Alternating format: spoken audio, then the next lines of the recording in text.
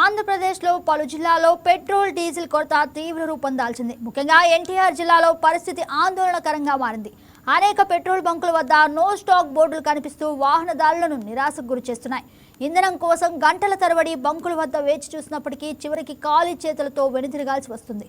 ఎన్టీఆర్ జిల్లాలో diesel no stock పై మరింత సమాచారం మా కరెస్పాండెంట్ బిందు అందిస్తారు. రాష్ట్ర వ్యాప్తంగా పెట్రోల్ డీజిల్ కొరత ఏర్పడింది. వాహనదారులు తీవ్ర ఇబ్బంది పడుతున్నారని చెప్పుకోవచ్చు. శనివారం నుండి సమస్య తీవ్ర రూపం దాల్చింది. శుక్రవారం రాత్రి నుండి పెట్రోల్ డీజిల్ కొరత ప్రతి బంకులోనూ ఏర్పడింది. ఇంకా శనివారానికి పూర్తిగా పెద్ద సంఖ్యలో బంకుల వద్ద నో స్టాక్ బోర్డులు పెట్టారు. పెట్రోల్ కంటే డీజిల్ కొరత అధికంగా కనిపిస్తుంది అనుకోవచ్చు చెప్పుకోవచ్చు. వాహనదారులు మరియు ఇతర సిబ్బంది ఎవరైతే వాహనాలు ఉపయోగిస్తున్నారో వారందరికీ కూడా సమస్యలు ఏర్పడినాయని చెప్పుకోవచ్చు. పెట్రోల్ బంకుల వద్ద అన్ని వర్గాల వారికి సంబంధించిన వారు కూడా నుంచొని పెట్రోల్ పోపించుకునే పరిస్థితి కనిపిస్తుంది. అంటే ఇంధన కొరత ఉందని ఇన్ని రోజులు యుద్ధ నేపథ్యం వల్ల ఇంధన కొరత ఉందని చెప్తూ ఉన్నారు. కానీ ఇప్పుడు తీవ్రంగా రెండు తెలుగు రాష్ట్రాల్లో కనిపిస్తుంది. ముఖ్యంగా ఆంధ్రప్రదేశ్లో పలు జిల్లాల్లో బాగా తీవ్రంగా అయితే కనిపిస్తుందనే చెప్పుకోవచ్చు. సమస్య పరిష్కారానికి కూడా ప్రభుత్వం అన్ని విధాలుగా అయితే సన్నద్ధం చేస్తూనే ఉన్నారు. అయితే శనివారానికి ఇది తీవ్ర రూపం దాల్చింది. ఇంకా శుక్రవారం మధ్యరాత్రి నుంచి తీవ్ర రూపం దాల్చింది.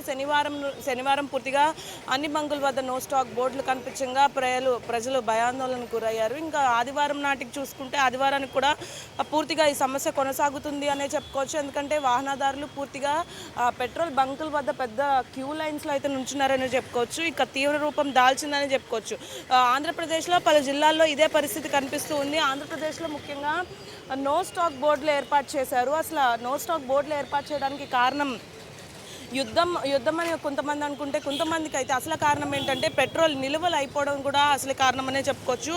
కర్నూలు జిల్లా వ్యాప్తంగా కూడా సమస్య ఇదే కనిపిస్తుంది. ఇంకా అల్లూరి సీతారామరాజు జిల్లా మరియు ఇతర జిల్లాల్లో కూడా ఇదే సమస్య కనిపిస్తుందనే చెప్పుకోవచ్చు. ప్రతి పెట్రోల్ బంకుల వద్ద కూడా నిల్వలు అయిపోవడం ప్రజలకి తీవ్ర ఇక్కట్లే అని చెప్పుకోవచ్చు. ఇంకా వైఎస్ఆర్ కడప జిల్లా ప్రొద్దుటూరులోని 11 బంకులు డీజిల్ బంకులు మూసివేసిన పరిస్థితి కనిపిస్తుంది. ఇంకా విజయవాడ వ్యాప్తంగా కూడా బెన్ సర్కిల్ నుంచి ఇక రింగ్ రోడ్ వరకు కూడా పెద్ద క్యూ లైన్స్ అయితే ప్రజలు క్యూ లైన్లో అయితే పెట్రోల్ కొట్టించుకోవడానికి వస్తున్నారు. ఇంకా నెల్లూరు జిల్లా సైదాపురం కోట మండలంలో కూడా కొన్ని బంకుల్లో డీజిల్ నిల్వలు అయితే పూర్తిగా అయిపోయినాయి. 20 రోజులలో సరిపడా కూడా కొట్టించుకునే పరిస్థితి కూడా కనిపిస్తుంది. అంటే ఫుల్ ట్యాంక్ చేయించుకున్న పరిస్థితి కూడా కనిపిస్తుంది. ప్రజలు తీవ్ర ఇబ్బందులు అయితే పడుతున్నారని చెప్పుకోవచ్చు. నిన్నటి నుండి ఇదే పరిస్థితి కొనసాగుతుంది. ఈరోజు ఆదివారం పొద్దున కూడా పెద్ద ఎత్తున ప్రజలందరూ పెద్ద ఎత్తున బంకుల వద్ద అయితే నుంచున్న పరిస్థితి కనిపిస్తుంది. పెట్రోల్ ఒక ఎత్తు అయితే కూడా డీజిల్ కొరత కూడా కనిపిస్తుందనే చెప్పుకోవచ్చు. పలు జిల్లాల్లో పెట్రోల్ డీజిల్ కొరత తీవ్ర రూపం దాల్చిందనే చెప్పుకోవచ్చు.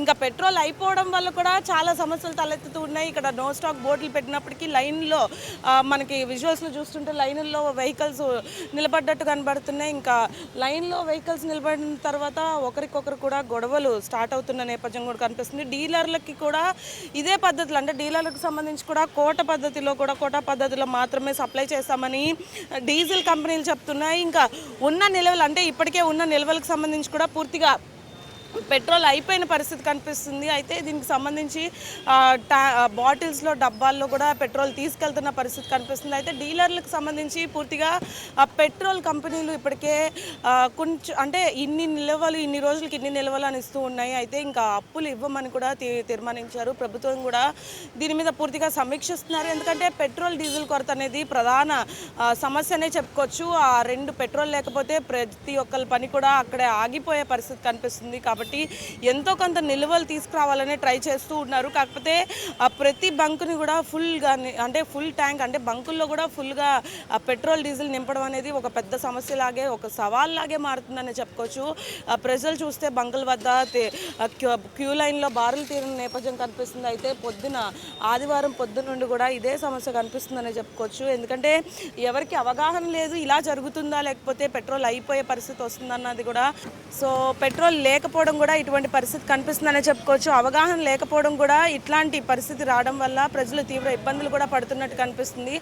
ప్రస్తుతం ప్రతి పెట్రోల్ బంక్ వద్ద కూడా, విజయవాడలో ప్రతి పెట్రోల్ బంక్ వద్ద కూడా ఇదే పరిస్థితి కనిపిస్తుంది.